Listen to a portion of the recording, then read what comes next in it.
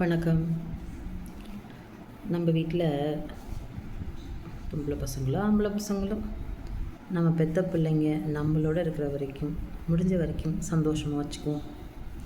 ஏன்னா பிறகு படிச்சுட்டு அதுங்களுக்கு பிடிச்ச படிப்பை படிக்க முடியுதான்னு தெரியல, படித்த படிப்புக்கு தக்க வேலைக்கு போக முடியுதான்னு தெரியல, வேலைக்கு போய் அங்கே நல்லபடியாக வேலை பார்க்க முடியுதா அதுவும் தெரியாது.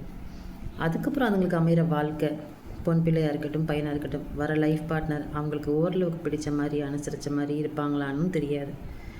ஸோ இதுக்கு எல்லாம் கேள்விக்குறியாகவே இருக்கிறப்ப கேள்விக்குறியே இல்லாமல் சந்தோஷமாக இருக்க வேண்டிய இடம் நம்ம வீட்டில் தான்.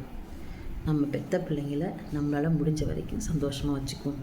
எதிர்காலம் அவங்களுக்கு எப்படி வேணாலும் இருந்துட்டு போட்டோம்.